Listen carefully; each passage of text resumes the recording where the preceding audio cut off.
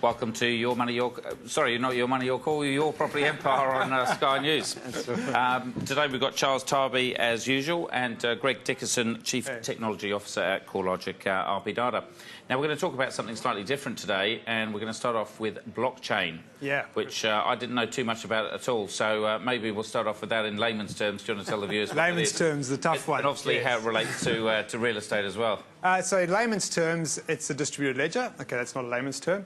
In layman's terms, what it is a way to make the back office very easy, to make transfers of property very easy, transfers of money very easy, so that back office stuff, all that hard stuff that happens, disappears. And that's what it's going to do for real estate transactions. It's going to make the ability to transfer titles a lot easier than you would normally have, but also potentially tie that title transfer with the funding and all of that in one single transaction. That's a really important role to smooth the transition along. I guess the blockchain is a chain of blocks, Chris. It starts at one end and goes down the other. And there's Did they have blockchain when you started out in real estate back in the 60s, Charles? In paper form, thank you, in the 60s and the 70s.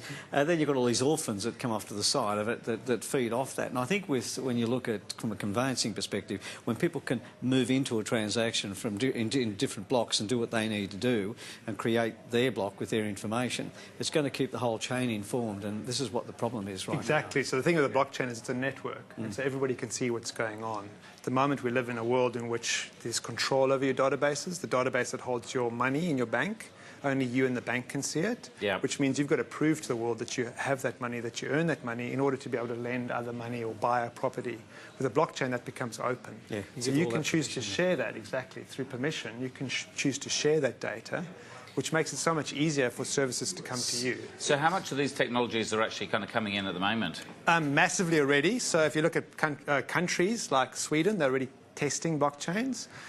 In California and in Chicago, there's some of the counties already doing blockchain transactions. And even in Australia, there's a little startup called Mydacium, which does rental payments on a blockchain. So when I pay my rent, it goes straight onto the blockchain, and then all the disbursements happen there rather than a trust account. It's a very interesting idea. It's still managed by, you still got a real estate agent involved, but all the payment flow is all done on a blockchain. So, Charles, again, without trying to talk about your age and things like that, I mean, obviously, a lot of the time you talk about traditional real estate and the way things are done, is how important is it for the modern real estate agent to be on top of this kind of stuff, or can they still deal with the paper and get away with it? Yeah, I am very keen on change in this area, and I'm working on it from the inside. There are that many disruptors out there. There's probably, I think, around $14 to $15 billion worth of money that goes from a real estate transaction, but the industry itself only gets around 4 to 5 of that. A lot of people think we control the funds that come through and we're the ones that make the money, but that's not the case. I think the process needs to change, and I'm working on the process. So when you talk about negotiating, whether it's a landlord-tenant or a buyer and a seller, that process is antiquated. And the real estate practitioners of this world we've never been really good at bringing that together. But if we change that as a process through technology, that the agent can monitor and control, but let the actual marketplace take care of that, then I think that's a very strong part of what we want to do, or certainly what I want to do in my organisation. And I think that the important thing there, and Charles talks about it very well, is the process. At the moment, we pay a lot of money to intermediaries that are just managing the process. They're not involved in that face-to-face, which is what real estate's really about. And blockchain's going to make the process simpler, but ultimately it's still about me and you transacting a property. That's right. Yeah. And that's never going to go away. And so with these technologies, are we only just seeing the the tip of the iceberg at the moment? Completely. I think of it as the internet in 2000. You know, people said, you know, what's this going to do to the world? And you know, at the time there was maybe you could go to the news, you know, maybe you could see your horoscope online. You couldn't imagine Uber in 2000. You know, Uber and Airbnb and these massive sharing platforms, or even Facebook. Those were way too advanced for even the most futuristic person to think of. And for me, that's where blockchain's at the moment. We're in the internet of 2000. But you see, they're going to come under attack too. Uber and Airbnb, they're going to people that want to compete with them as well. So the issue is, Chris, there are so many disruptors out there. They're all funded mostly through private equity. Private equity is expecting their return, and most of these disruptors you're seeing out there are not making any money, and there's still more coming on. So it's going to be very interesting to see which ones rise to the surface, which will be a minority, and which ones die in the process. That's very closely where we're watching right now. And so, Greg, you think there'll still be a role for the middlemen, but it may be a different role to what they're doing at the moment? Yeah, no, absolutely. I mean, I think you're still going to need the middleman. Something as important as a property transaction, you still need somebody to trust. So I think the middleman's going to be a front-facing pull together of the deal between lots of different parties. But I think it might be only one person. So whereas now I talk to a mortgage broker, a real estate agent, my banker, maybe a conveyancer, I think it's going to become one person. It might be more of a coordinator than it might be a salesperson. Yes, exactly. Yeah. And again, I guess when purple bricks came out in Australia a few months ago, or 6 months ago, a lot of people still argued against that, saying, especially for large transactions, then you really do need the top agent around to do that. Chris, the difference between purple bricks and other discount real estate agents that have been in this country for a long time is that purple bricks are advertising and they've got a little bit more control over it. They've been discount real estate agents in this country forever.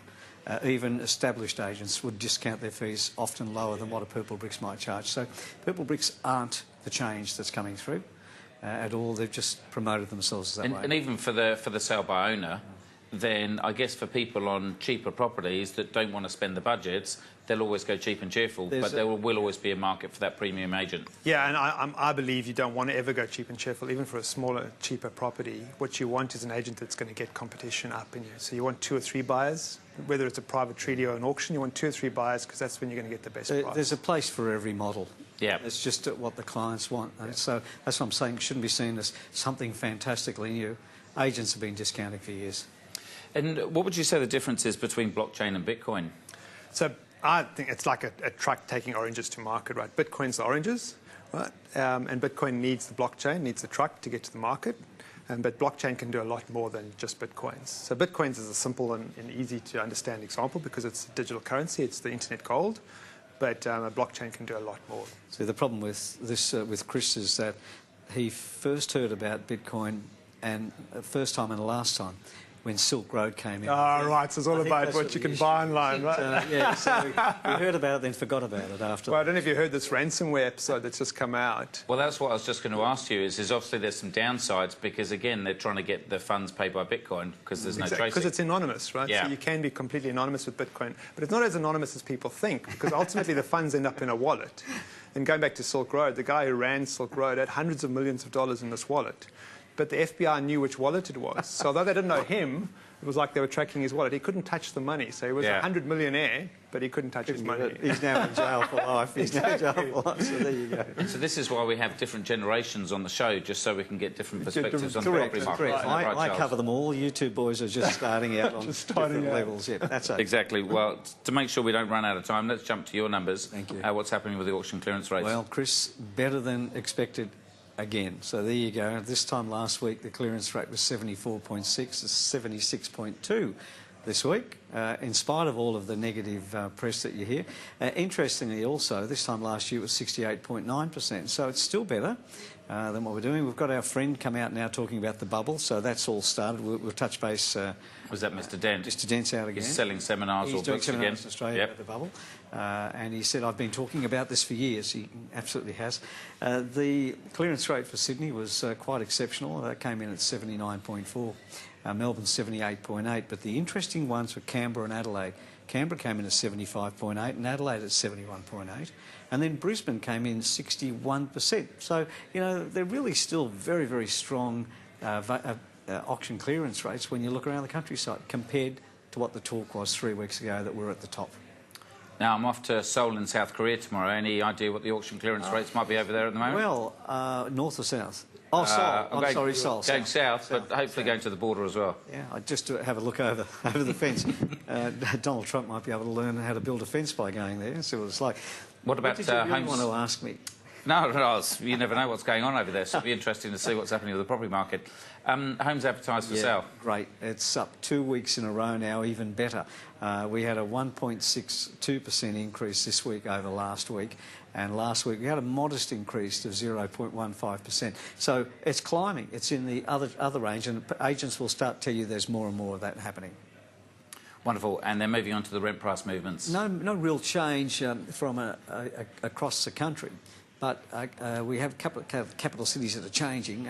Darwin had the most negative movement last week of negative 1.31%, but the most positive one was Hobart, which I'm still finding quite interesting, at plus 2.8%. So still a nice steady sit on that rental side. And what about vacancy rates? Yeah, we missed that a couple of weeks ago, didn't we? Fantastic. Sydney, 0.54. I mean, how do you do that? How does that happen? 0.54% vacancy rate. Melbourne, 1.09, very healthy. Perth dropped and then climbed last week up into the high 8s. It's now back down to 8.33, and I really want to see that come down.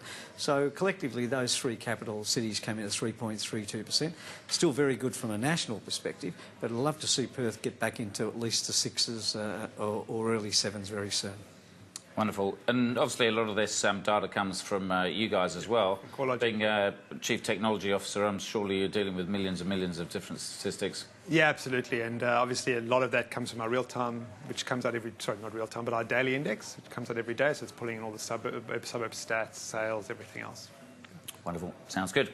Well, join us after the break as we'll talk more about property and what's going on in the future. We'll be back soon.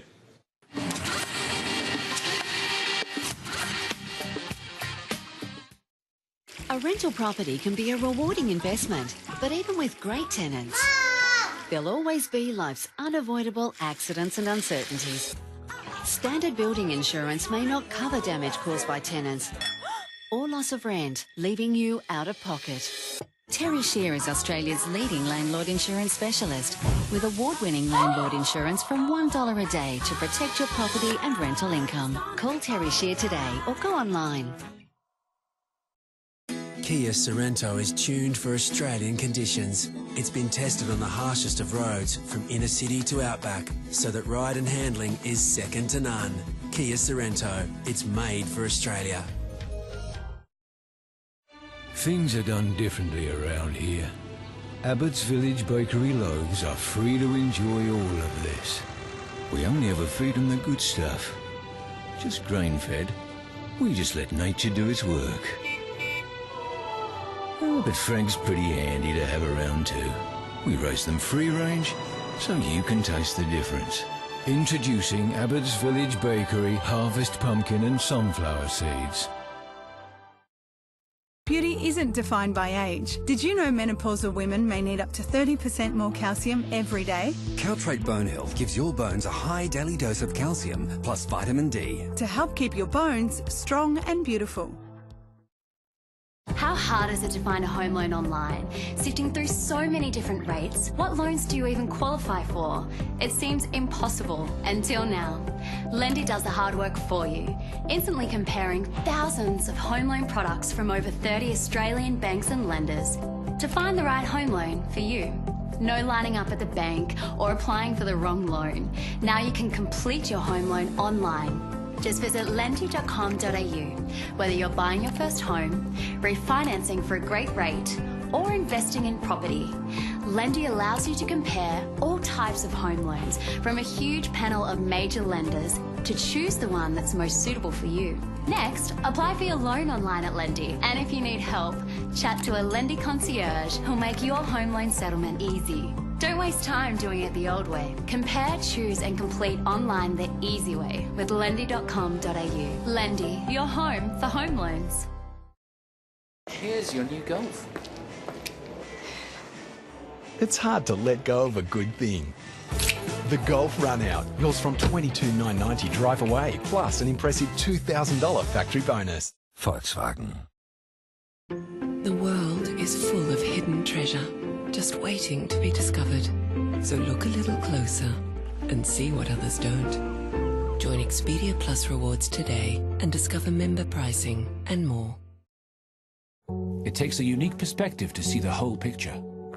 Chartered accountants help businesses to seize opportunities, prepare for future challenges, and grow industries that can contribute to healthier economies. Choose a chartered accountant. So through Ancestry, I was able to discover that I was related to Harry Power, a notorious bushranger. I definitely recommend Ancestry. I'm proud to be related to Harry Power. Discover your story. Get started at Ancestry today. Welcome back to Your Property Empire. Well, joining me on the show tonight is Greg Dickerson, the Chief Technology Officer at CoreLogic RP Data, and we're talking about what's going to happen in the future in the property market. So let's look, say, 15 years ahead, 2033. What's things going to look like, how we do business in property? I think a lot easier than it looks like today, right? When you want to buy a property today, you've got to find the property, you've got to find the mortgage, you've got to get the conveyancer lined up, you've got to do all of these things yourself. If you're lucky, you've got a great mortgage broker or real estate agent who helps you through some of that, but largely it's on you. I think in 2033, that's all going to be nicely curated. You're going to have this great end-to-end experience. And if, for instance, you're an investor, not only will you be able to find the property, you're also be able to find the tenant and be able to make a single transactional decision in one go. You know, what rent am I going to get? Have I got a tenant lined up? Have I going to buy the right property? Have I got financing lined up? And I think that's already coming.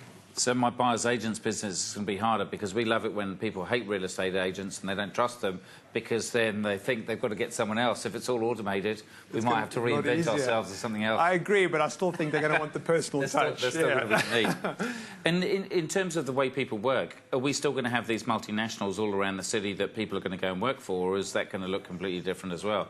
My personal opinion, it's going to look different. And the reason why I think so is companies get big because there's reasons to get big. There's economies of scale, access to capital, or access to information that only they hold.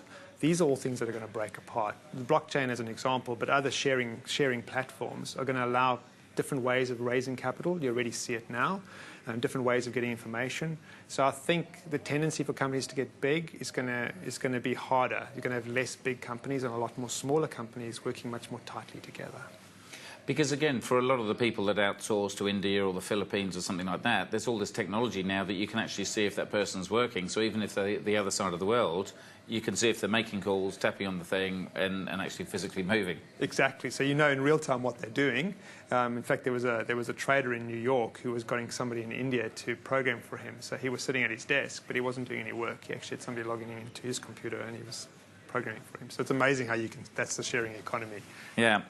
And so for a lot of businesses, just like we were saying with Charles, a lot of the traditional real estate agents out there, they're used to doing things a certain way. How do businesses get used to this changing environment? Because there is so much changing. A lot's changing, and I think what you've got to do is you've got to try and accept that you don't know everything, because nobody does anymore. It's happening so fast. So I like to think of it as almost like a tinkerer or like a child playing in your playground or like a scientist experimenting. Try something. In this day and age, it's very easy to try something. You can advertise on Facebook for like $50, for example, measure the response, and then learn from that. And so for me, the way you approach the world, the future, is just keep testing and playing, and take on like just be excited about what's coming, and that way you learn faster than other people, and then you can adjust your business. Now, obviously, a major thing that's happening in property at the moment is the banking institutions. Yep. So on $1 million property, 6 months ago, they're assessing you at, say, $40,000 or $45,000 repayments at 4.5%. Now they're doing it at 80 and 90, so they completely stuff things up. Is that going to lead to more opportunity, that someone's going to say, right, there's so many millions of people that have just had enough, this is the plan B, this is a separate way of financing? Yes, absolutely. So your non-ADIs obviously are going to have an advantage for a while, but I think APRA's going to look at them. But I think you're going to get very new ways. SoFi, it's a new way of social finance that's coming out of the US that's looking at people like what kind of academic results you get and financing of those. There's a company in the UK called Unmortgage, which lets you buy a bit of a house and rent the rest, and you can work out which proportion you want to do. And all of those sort of very innovative new models, absolutely. Because I think Rismark were looking at that. Yes, they were quite a while ago. Yeah, yes. I think one of the first shows we did on here. Lending, exactly, yeah. Exactly. But so that's going to be more advanced now. I think absolutely, and technologies like blockchain, but other technologies are making it so much easier to do. And again, I guess for the likes of Airbnb, they've dramatically changed the way people rent hotels or rent rooms. again, could that dramatically take on, I guess, a next step to how we live in our own homes? Like, I'm a rent investor, so I don't believe in buying my own home and paying it off, which a few people are getting used to, but there's still not a lot of people behind it. But maybe there's a new technology or way that will really dramatically change that. It absolutely will. I mean, BrickX, for example, is doing a little bit of that, right? So fractional titling and completely. So Airbnb, at the moment, you can rent out your rooms or a room in your house and get an income for that. Well, why can't you sell a room in your house? There's 7 million garages in Australia. When driverless cars come along, how many of those will still be needed to have a park a car? So why can't you sell your garage as a... Yeah, because I saw an app the other day. You literally, for $2 or $3, you can rent it out by the hour, and you don't even need to be there to realise it's going. Exactly.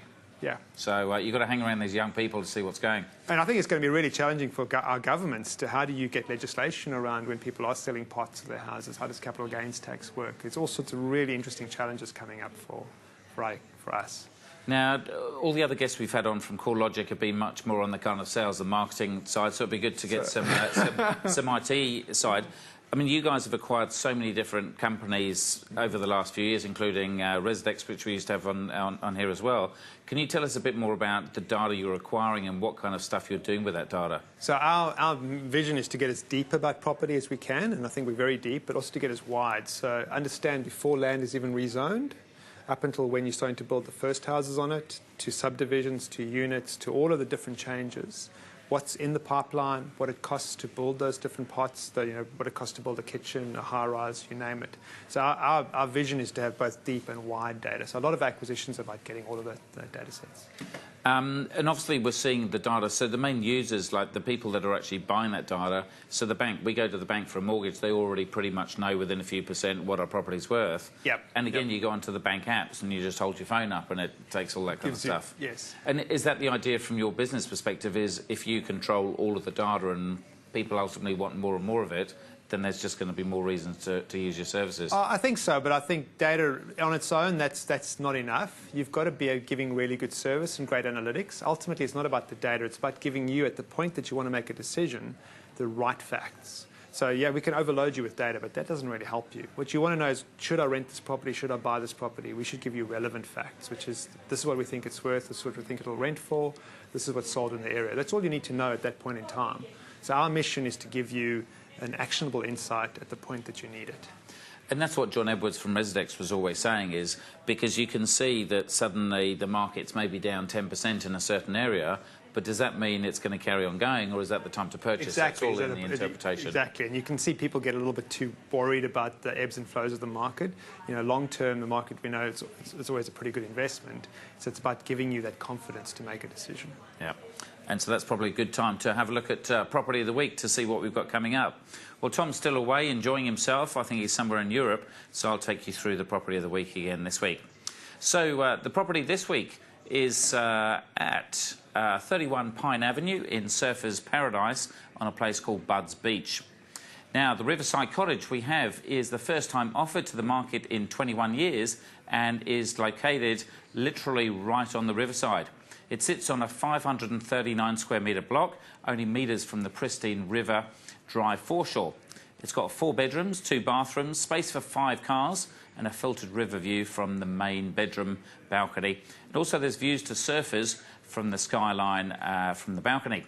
Now, the cottage has redevelopment potential with exceptional scope to live in or build your own dream home or duplex. It's just a short stroll to local beaches, shops and popular cafes.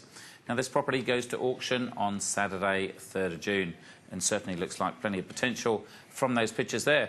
So I guess from what we've been talking about, obviously we can go online, we can see all this stuff, we can get online valuations, but there's always these current affair type shows that then sees the electricity pylons in the background that magically haven't been put in the pictures.